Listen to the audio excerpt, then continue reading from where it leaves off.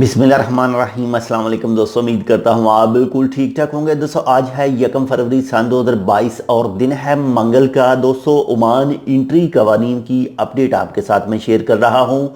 और Oman supreme committee का इजलास हुआ था दिसंबर 2021 में, और उसके बाद में ओमान सिविल एविएशन अथॉरिटी की तरफ से 26 दिसंबर 2021 को एक सर्कुलर जारी किया गया था 24/2022। तो वो सर्कुलर को मज़ीद जो है वो एक्सटेंड कर दिया गया है।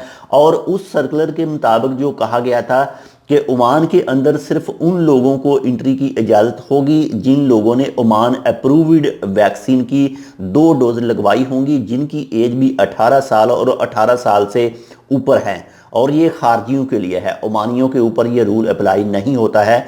जिन लोगों ने भी ओमान अप्रूव्ड 2 वैक्सीन की डोज लगवाई है सिर्फ उनको ही एंट्री की इजाज़त होगी। उनकी उम्र 18 साल और 18 साल से ऊपर है। और साथ में ये भी कहा था कि उनके पास एक नेगेटिव पीसीआर का टेस्ट होना चाहिए जो 72 घंटे पहले, यानी 72 घंटों से उसका टाइम ज़्यादा नहीं होना चाहिए जैसे ही वो इंटर होते हैं ओमान के अंदर। और साथ में ये भी कि अगर वो अपनी कंट्री से नहीं करवाना चाहते पीसीआर टेस्ट तो ऑनलाइन बुक कर सकते हैं, और मस्कत एयरपोर्ट पर भी उनका टेस्ट हो सकता है। यानी अगर वो अपनी कंट्री से नहीं करवाएंगे तो मस्कत एयरपोर्ट पर भी वो ऑनलाइन बुक कर सकते हैं टेस्ट, और मस्कत एयरपोर्ट पर यानी ओमान के किसी भी पोर्ट पर पहुंचकर भी वो अपना टेस्ट करवा सकते हैं। और ये पहले जो सर्कुलर जारी किया गया था उसमें कहा गया था कि ये रूल लागू होंगे 31 जनवरी 2022 तक।